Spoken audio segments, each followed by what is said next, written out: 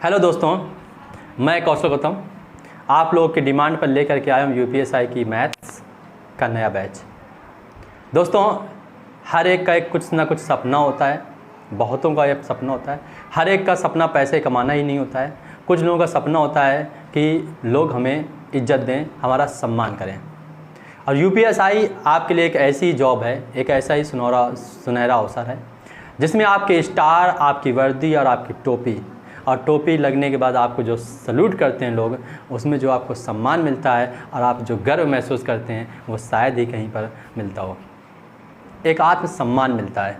उस आत्मसम्मान के लिए भी हमारा स्टैंड लगा हुआ है। तो दोस्तों, यूपीएसआई को क्यों करना चाहते हैं ये बात तो समझ में आ चुकी है हमारे, कि यूपीएसआई की तरफ हर एक स्टूडेंट क्यों जाना चाहता है। क्योंकि जो मान सम्मान उसको मिलता है वो शायद ही कहीं पर हो। पूरे रिश्तेदारी, परिवार, समाज में आप दरोगा एसआई बन के पहुँच जाइए, फिर देखिए क्या सम्मान है आपका। ठीक है ना। कितने से बड़े बड़े अधिकारी क्यों ना बैठा हो, लेकिन जिस समय पुलिस एसआई दरोगा बसता है तो उसके लिए साहब कुर्सी पड़ती है आकर के, साहब आइए बैठिए आकर के। मतलब उसका रुतबा ही अलग होता है। ठीक है ना। उसका सम्मान अलग होता है, सब कुछ अलग होता है। इसीलिए सब यूपीएसआई की तैयारी में लग जाइए, क्योंकि वो मान सम्मान आपको मिलना ही चाहिए जो सपने में आप देखते हैं। बात समझ गए इतनी? तो ये तो रही कि हमें यूपीएसआई पे क्यों ध्यान देना चाहिए। अब दूसरा पॉइंट ये आते हैं कि यूपीएसआई के लिए भाई क्या करना है हमें। तो हमने कहा यूपीएसआई अपने आप में एक अच्छा स्टैंडर्ड है, और उसमें भी जो मैथ्स है वो अपने आप में बहुत अच्छा स्टैंडर्ड है। यूपीएसआई की जो मैथ्स है वो अपने आप में बहुत अच्छा स्टैंडर्ड है। और जिसको भाई स्टार, वर्दी और टोपी के साथ सलामी चाहते हैं, उनको ये पढ़ना ही पड़ेगा। समझ में आए तो भी पढ़ना पड़ेगा, नहीं समझ में आता है तो भी पढ़ना ही पड़ेगा। ये सबके पास क्या होती है, मजबूरी होती है, जिसको टोपी और स्टार चाहिए होते हैं। तो दोस्तों, अगर काम करने में मज़ा आ जाए, मान लो इसी को पढ़ने में इंटरेस्ट आ जाए कि मैथ्स को पढ़ने में मज़ा आने लगे, तो कैसा रहेगा।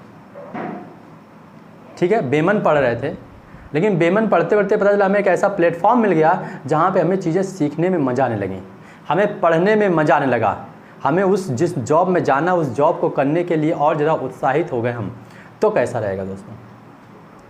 उम्मीद करते हैं ज़्यादा मज़ा आएगा, पहले से बहुत ज़्यादा मज़ा आने वाला होगा। आपकी उम्मीदें जो होंगी वो साकार होते नजर आने लगेंगी। आपको लगेगा कि अब हम आसानी से इस चीज़ को पा सकते हैं। तो दोस्तों, आपकी उसी उम्मीद को बढ़ाने, उसी कॉन्फिडेंस लेवल को लाने के लिए मैं कौशल गौतम आपके साथ, आपकी तैयारी करने के लिए, आपको तैयार करने के लिए, आपको सिखाने के लिए और आपको इस लायक बनाने के लिए कि आप यूपीएसआई की मैथ्स में कहीं फंसेंगे नहीं, इसके लिए मैं आ गया हूँ। ठीक है ना। तो एक अच्छे स्टैंडर्ड की तैयारी है और एक अच्छे सीरियस, कहते हैं ना कि जब आप अच्छे लेवल की तैयारी करते हैं तो आपको सीरियस होना पड़ेगा। तो हम एक सीरियस होकर के अपनी पढ़ाई को करेंगे और कंटिन्यूअस पढ़ते रहेंगे जब तक वर्दी, टोपी और लोग सल्यूट ना करने लगें। क्लियर बात दोस्तों? तो यूपीएसआई की मैथ्स हमने कहा अपने आप में एक अच्छा लेवल होता है, अच्छे क्वेश्चंस होते हैं। आप बेमन कहीं पढ़ते हैं, उससे अच्छा है आप यूट्यूब पर मन लगा के पढ़ाई करिए। तो चलिए दोस्तों, बड़े से बड़े क्वेश्चंस को हमें कैसे करना होगा ये बात हम यहाँ पे सिखाएंगे आप लोग को।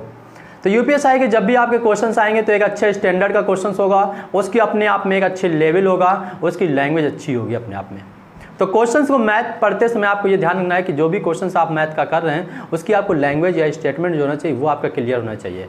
पहली चीज़, आपको स्टेटमेंट पढ़ना आना चाहिए, पढ़ना आना चाहिए। पढ़ने का तरीका भी होता है, आपको स्टेटमेंट पढ़ना आना चाहिए, क्योंकि बड़े से बड़ा क्वेश्चंस जब आप पढ़ रहे होंगे तो आप भूल जाते हैं, आधा ऊपर क्या था, आधा नीचे था, या बीच का भूल जाते हैं। तो पहली चीज़ तो आप पूरे क्वेश्चंस को एक साथ रीड करेंगे, दिमाग में स्कैन करेंगे कि हमें क्या क्या क्वेश्चंस में दिया गया है, पहली चीज़। दूसरा पॉइंट, जब आप क्वेश्चंस को सॉल्व करेंगे तो सॉल्व करते समय ये ध्यान रखना होता है कि आपके लिखने का पैटर्न इंपॉर्टेंट होता है, कैलकुलेशन करने का पैटर्न इंपॉर्टेंट होता है। अगर आपने इस चीज़ को पकड़ लिया कि हमें लिखना कैसे है, लिखने की बेहतरी अगर आपने सीख ली तो आप क्वेश्चंस को एक बार में आंसर देंगे बिना गलत किए हुए। बात समझ गए ना। आप वहाँ पर उस क्वेश्चंस को लगाए हैं घर में या नहीं लगाए हैं इस बात से फ़र्क नहीं पड़ता है, लेकिन आपने अगर क्वेश्चंस को पढ़ना और उसको लिखने का तरीका सीख लिया सोल्यूशन का, तो आप नए क्वेश्चंस को भी वहाँ पर सॉल्व करके आएंगे। बात समझ गए ना। और ये कैसे होगा यही सिखाने हम आपको आए हैं, यही बताने हम आपको आए हैं कि ये सब चीज़ें हम कैसे आपको सिखाएंगे। क्लियर बात इतनी। तो चलिए क्वेश्चन स्टार्ट करते हैं, बड़े से बड़े क्वेश्चंस पे हैं। तो पहला ही क्वेश्चन हमारा आधे बोर्ड में लिखा हुआ है, व्हाइट बोर्ड में, तो पूरा बोर्ड भर गया लगभग। अब इतना बड़ा क्वेश्चन है, हल करने के लिए जगह कम है, लेकिन फिर भी हम क्वेश्चन को कैसे पढ़ेंगे इस बात को समझेंगे, कैसे लिखेंगे इस बात को समझेंगे, और कैसे उसका आंसर देंगे ये समझेंगे। क्लियर बात इतनी। तो चलिए क्वेश्चन लिखा गया आपके सामने, क्वेश्चन पढ़ते हैं। तो पहला क्वेश्चन लिखा गया है, देखिए बड़ा क्वेश्चन से हमने कहा क्वेश्चन पढ़ना है और उसको लिखना है, बस आंसर आपका आसानी से आएगा।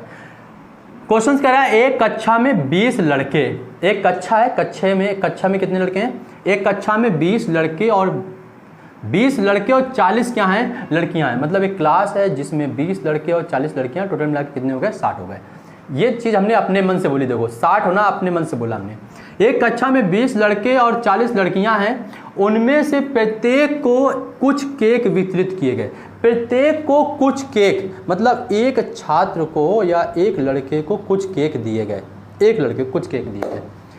एक विशिष्ट दिन, विशिष्ट दिन का मतलब होता है एक विशेष दिन, एक विशिष्ट दिन पर प्रत्येक लड़के को प्राप्त होने वाले केकों की संख्या, प्रत्येक लड़के को प्राप्त होने वाले केकों की संख्या लड़कियों की कुल संख्या का 15% के बराबर होती है। कितने परसेंट, लड़कियों के 15% के बराबर होती है। जबकि प्रत्येक लड़की को प्राप्त होने वाले केकों की संख्या लड़कों की कुल संख्या के 40% के बराबर होती है। ऐसी स्थिति में 4 दिनों में कितने केक वितरित होंगे। क्वेश्चन समझ में आई बात। अभी क्वेश्चन बड़ा था, लेकिन हम देखो इसको एक बार में आपको बता देते हैं कि कैसे हमने अपने दिमाग में रखा, क्योंकि जब आप क्वेश्चन को पढ़ेंगे तो आपके क्वेश्चन से दिमाग में चलना चाहिए। देखो हमने कहा कि टोटल, देखो हमने ध्यान से देखा था, तो हमने कहा टोटल हमारे पास 60 स्टूडेंट थे एक कक्षा में, जिसमें से हमारे पास 20 बॉयज़ थे। यहाँ पे हमने बॉयज़ लिख दिया, कितने हमारे पास 20, और यहाँ पे हमने गर्ल्स लिख दिया जो कि कितनी हमारे पास 40।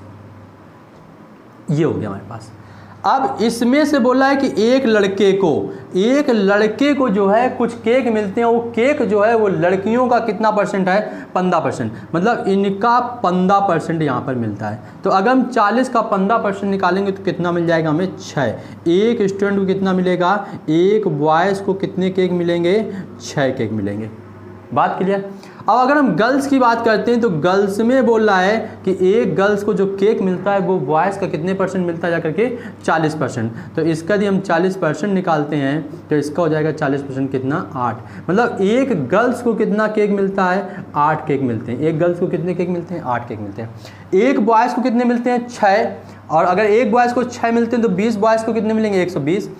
एक गर्ल्स को मिलते हैं हमारे पास 8, और अगर 40 गर्ल्स को मिलेंगे कितने मिलेंगे, 320 मिलेंगे। तो अगर हम यहाँ से बात करते हैं तो इसको मिले जाकर के 120, और यहाँ से अगर हम बात करते हैं तो 8 को 32 कितने हो गए, 320। ये हमारे पास कितने दिन का आ गया, एक दिन के केक आखिर, एक दिन के केक, कि एक दिन में इतना केक वितरित हो जाएगा। तो कितना केक वितरित हो गया, ये हमारे पास वैल्यू हो गई 0 और 2 2 4, और ये हो जाएगा हमारे पास 4 और 3 1 4, कितना हो गया, 440।